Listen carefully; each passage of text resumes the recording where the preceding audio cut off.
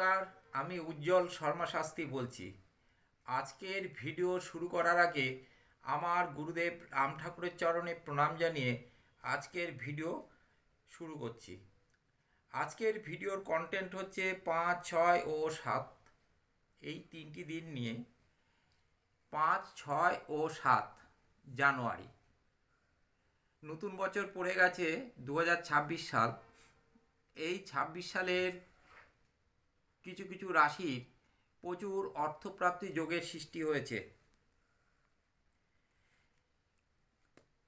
এই রাশিগুলোর মধ্যে যে সমস্ত রাশিগুলোর এই তিনটে দিন 5, 6 ও 7 এই জানুয়ারি মাসের এই তিনটি দিনে যে রাশিগুলোর আর্থিক উন্নতি হবে, কেবলমাত্র সেই রাশিগুলো নিয়ে আলোচনা। এই তিনটে দিন যে রাশিগুলির আর্থিক উন্নতি তাই নিয়ে আলোচনা। এই রাশিগুলির প্রচুর অর্থপ্রাপ্তি যোগের সৃষ্টি হয়েছে, এমনকি কোটিপতি হয়ে যাওয়ারও যোগ দেখা যাচ্ছে এই তিনটি দিন 5, 6 ও 7।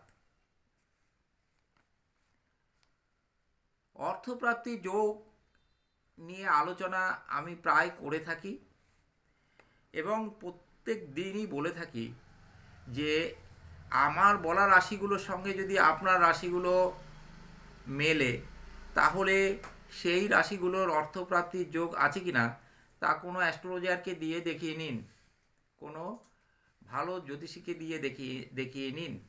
দেখবেন বলা রাশিগুলোর অনেক জাতক জাতিকারা 1, 2 নম্বরের জন্য প্রাপ্তি থেকে বঞ্চিত হয়। 1, 2 আশেপাশের নাম্বার, এগুলোর জন্য এই যে সামান্য প্রায় কাছাকাছি গিয়েও হয় না, এর কিন্তু কারণ রয়েছে। অনেক সময় দেখা যায় রাহু গ্রহের জন্য এটা হয়ে থাকে। আপনার ন্যাটাল চার্টটি দেখতে হবে। প্রথমত দেখতে হবে যে আপনার অর্থপ্রাপ্তি যোগ আছে কিনা।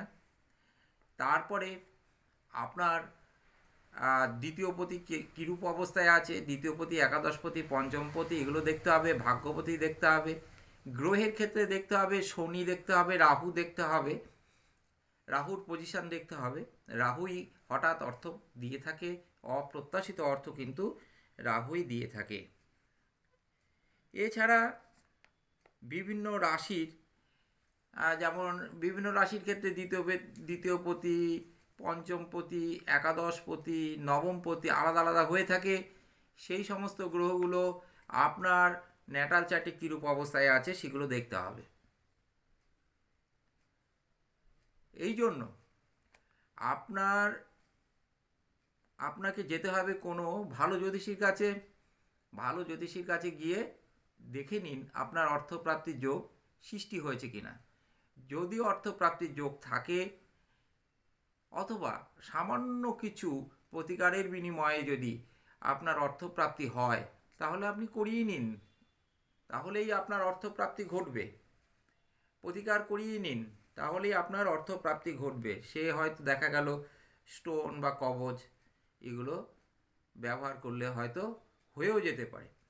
এইবার দেখা যাচ্ছে আপনার যোগ নেই, অথচ স্টোন কবচ এগুলো পড়ে রয়েছেন, তাহলে কিন্তু আপনার অর্থপ্রাপ্তি হবে না। সেই জন্য আপনাকে কি করতে হবে, ভালো কোনো অ্যাস্ট্রোলজারের মাধ্যমে বিচার বিশ্লেষণ করে নিতে হবে। আমি আরও কয়েকটি কথা বলি।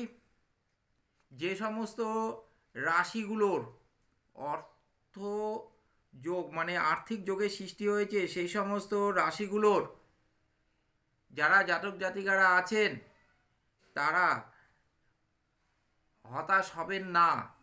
আপনাদের যদি অর্থপ্রাপ্তির যোগ আপনার ন্যাটাল চার্টে না থাকে, বা আপনার ন্যাটাল চার্টে যদি দেখা যাচ্ছে কোটিপতি যোগ নেই, অর্থপ্রাপ্তির যোগ নেই, তাদেরকে বলবো আপনারা কর্ম করুন, সৎ পথে থাকুন, নিজের পথে চলুন, দেখবেন আপনাদেরও হবে, অন্যভাবে হবে। হয়তো দেখা যাচ্ছে কারোর ব্যবসার মাধ্যমে হচ্ছে, কারোর চাকরি বাকরির মাধ্যমে আজ হচ্ছে, কোনো না কোনোভাবে দেখবেন আপনি জীবনে সফল হয়েছেন। আপনি সদ্গুরুর আশ্রয়ে যেতে পারেন। সদ্গুরুর আশ্রয়ে গেলেও অনেক সময় এই আম, বাধাবিঘ্ন থেকে মুক্ত হওয়া যায়। আপনি ঈশ্বর সাধনা করুন,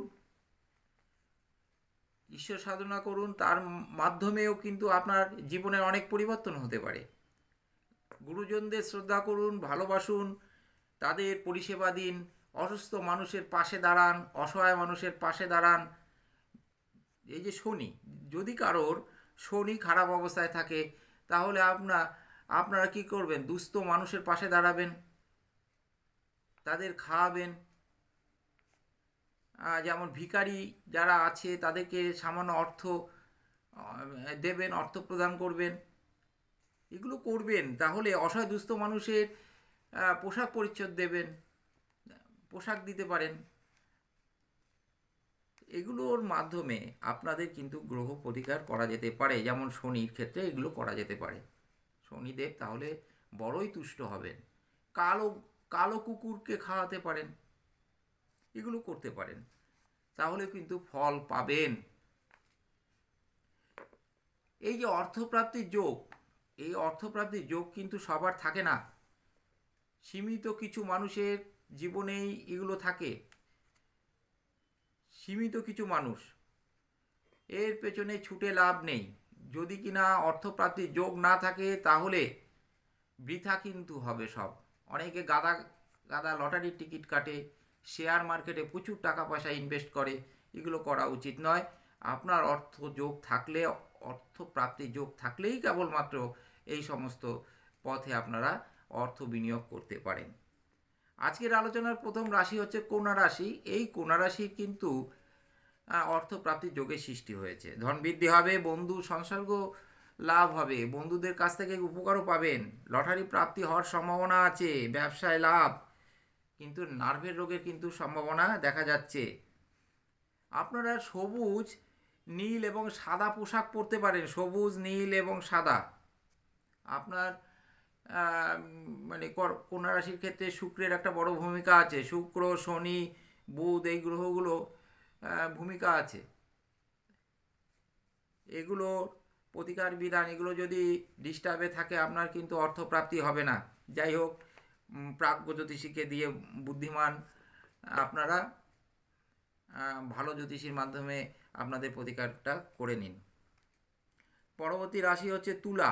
তুলা রাশিরও কিন্তু প্রচুর অর্থপ্রাপ্তির সৃষ্টি, মানে ধনযোগের সৃষ্টি হয়েছে। ধনপ্রাপ্তি, অর্থপ্রাপ্তি যোগের সৃষ্টি হয়েছে। আপনাদের অর্থ সুখ আছে, শত্রু নাশ হবে, কিন্তু রোগ থেকে মুক্তি পাবেন। আপনাদের শুক্র, বুধ, শনি, এই সমস্ত গ্রহগুলো ভালো থাকা চাই। শনি কিন্তু ভালো থাকতেই হবে, না হলে কিন্তু তুলা রাশির ইমপ্রুভমেন্ট হবে না।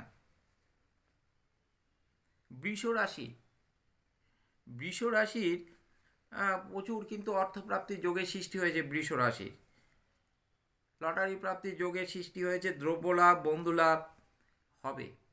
আপনারা সাদা রঙের পোশাক পরতে পারেন, সবুজ রঙের পোশাক পরতে পারেন, হলুদ রঙের পোশাক পরতে পারেন। ধনু রাশি, ধনু রাশিরও কিন্তু প্রচুর অর্থপ্রাপ্তির যোগের সৃষ্টি হয়েছে। ধনু রাশির সম্মান লাভ, সম্পদ লাভ, অর্থপ্রাপ্তি, ধনলাভ, এই এ সমস্ত যোগ রয়েছে। আপনারা চেষ্টা করতে পারেন, পরিশ্রম করুন, সফল হবেন। হলুদ, মেরুন, সাদা রঙের পোশাক কিন্তু আপনারা পরতে পারেন। আচ্ছা, কোন কোন তারিখগুলো আপনাদের ক্ষেত্রে শুভ সেগুলো আমি বলে দিচ্ছি। কন্যা রাশির ক্ষেত্রে 5 ও 6 জানুয়ারি, তুলা রাশির ক্ষেত্রে 6 ও 7 জানুয়ারি, বৃষ রাশির ক্ষেত্রে 5 ও 6, ধনু রাশির ক্ষেত্রে 5 ও 6। আর কোন কোন রং আপনারা পরবেন, ব্যবহার করবেন, সেগুলো কিন্তু আমি মোটামুটি বলে দিয়েছি। কন্যা রাশির ক্ষেত্রে সবুজ, নীল, সাদা। তুলা রাশির ক্ষেত্রে নীল, সবুজ, সাদা, লাল। বৃষ রাশির ক্ষেত্রে সাদা, সবুজ, হলুদ। আর ধনু রাশির ক্ষেত্রে হলুদ, মেরুন, সাদা। এই রঙগুলো আপনারা ব্যবহার করতে পারেন। আজকের ভিডিও যদি আপনাদের ভালো লাগে, মনোপ্রুত হয়, তাহলে লাইক, শেয়ার, সাবস্ক্রাইব করবেন। আপনারা আপনাদের একটা লাইক আমাকে, একটা শেয়ার আমাকে মনোবল বৃদ্ধি করাবে। অবশ্যই আপনারা লাইক, শেয়ার, সাবস্ক্রাইব করবেন, এইটাই আমার দাবি আপনাদের কাছে। আপনারা সবাই ভালো থাকুন, সুস্থ থাকুন, সুন্দর থাকুন। আপনারা যারা অনলাইনে দেখাতে চান তারা হোয়াটসঅ্যাপ নাম্বারে যোগাযোগ করতে পারেন। যারা চেম্বারে দেখাতে চান তারা হোয়াটসঅ্যাপ নাম্বার, এমনকি সরাসরি ফোনও করতে পারেন। সবাই ভালো থাকুন, সুস্থ থাকুন, আপনাদের মঙ্গল করুন ঈশ্বর।